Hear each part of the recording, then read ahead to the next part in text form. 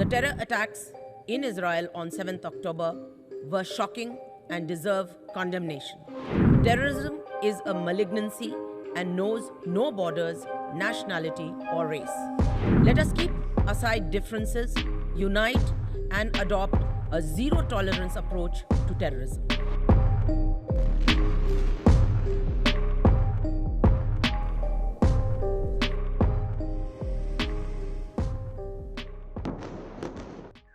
Hello and welcome to this special broadcast. We are today discussing the ongoing crisis in Middle East, the conflict between Israel and Palestine.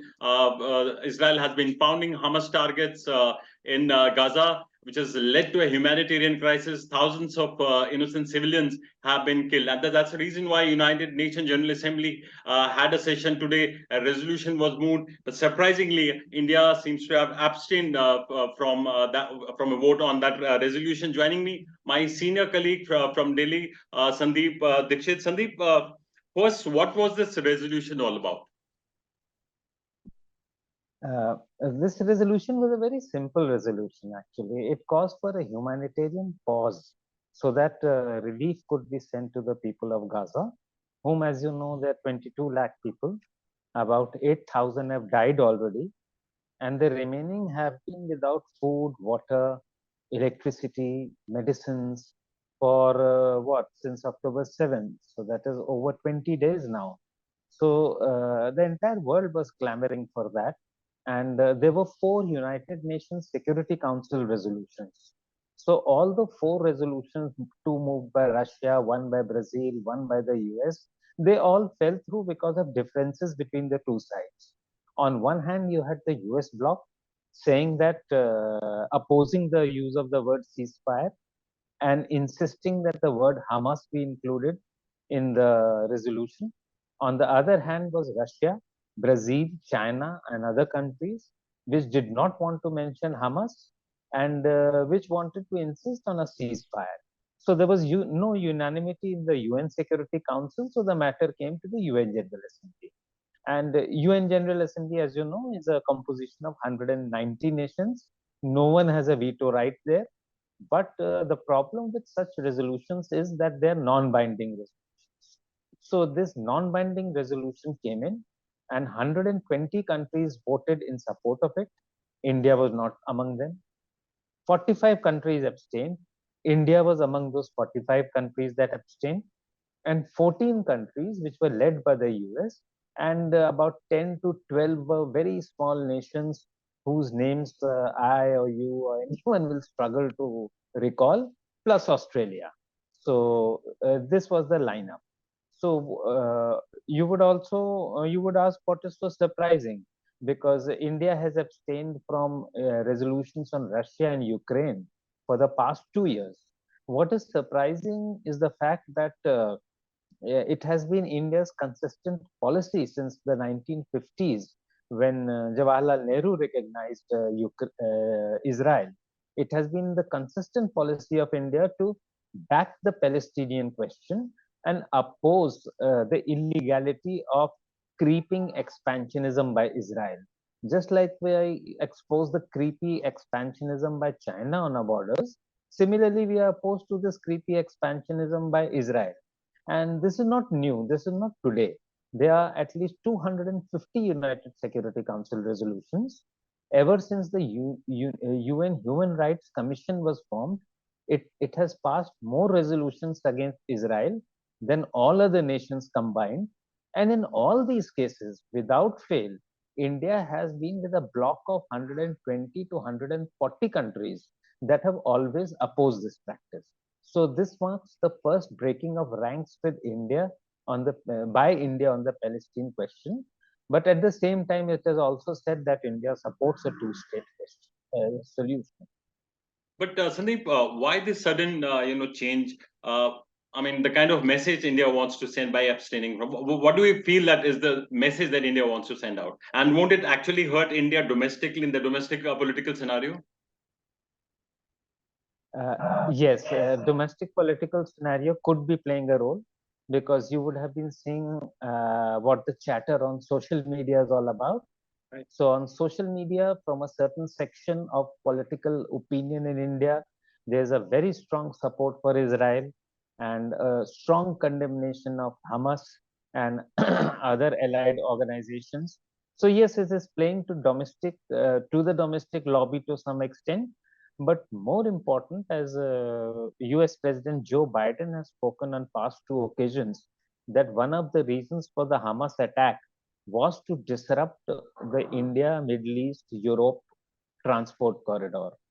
So India realizes that in the long term, maybe after 6 months, 1 year, 2 years, this issue of Hamas, West Bank will either achieve an uneasy peace, living with a lot of tension, and then there will be time to pick up the threads of this project. So India might have perhaps thought that it is opportune to stay in the background, stay in the shadows on this, because as it is, as you know, India doesn't have much of a role. Middle East is a very complex place. No one knows who's backstabbing whom. So the calculations of retaining the India, Middle East, Europe corridor, as well as the issue of the Adani Group having bought the Haifa port in Israel. So its viability is still a question mark. So if the India, Middle East, Europe corridor opens up into Haifa port, Adani port, only then will the port be viable, and the port will give returns to the Adani Group. So India is in favor of peace, definitely in favor of peace, because it is peace that will take this project forward. But at the same time, India, one feels, wants to preserve its options. But source-based explanation is that that the resolution did not mention Hamas, and which is why India decided to abstain. And sources also point out that look, it was not an oppose vote, so it can always be modified. The position can always be modified later. Yeah. And are we going to hear from the MEA on this, an official explanation from them, Sandeep, through the day? Any official comment on abstaining from the vote? Sorry? Are we going to hear from the Ministry of External Affairs an official explanation from them on this? Yes, yes. Actually, every vote that takes place at UNSC and the UNGA, all countries have to give an explanation why they voted that way. Right. So if we go to the website, Permanent Representative of India in New York, we will find the latest explanation that is there. And that explanation, if we read it, it gives the impression that India was in favor of voting for the resolution, because that explanation entirely talks of the humanitarian aspect and how the killings of civilians is wrong and how aid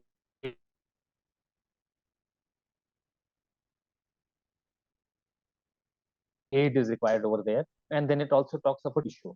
So the explanation of vote does not really give deep insight into the actual reason, but the vote more or less sticks to India's broad position that has been taken over the years. So when we take these two things together, then we can call it a delicate balancing act for the moment, a move to preserve options, and maybe to even emerge as a mediator if conditions are all right in the future. Okay, Sandeep, there have also been political reactions in India. The Congress has criticized the center over this stand. How do you explain this? I mean, the political reactions emanating from India, Congress criticizing the center. Yes, the Congress has spoken in different voices. There was Shashi Tharoor calling Hamas a terrorist organization during a rally in Kerala. And then yesterday we saw some damage control by Priyanka Gandhi. And now today also Priyanka Gandhi has spoken up and bitterly criticized the Indian decision. So as an opposition leader, she has all freedom to do so. But it also reflects the Indian populations, or the, let us say, the thinking section of the Indian populations, deep unease with the change in stance on what is known as the longest injustice in the post-World War II world. Right. Well, thank you so much, Sandeep, for all those details. We'll keep on tracking this big story, the Israel Palestine conflict, the Israeli forces continuing to target, and this United Nations General Assembly resolution that was moved today. We'll keep you updated with all the stories. You can log on to our website, tribuneindia.com, and also on our social media platform, Facebook, Twitter, and other social media platforms for the latest, and also on other news updates. Meanwhile, thanks for watching.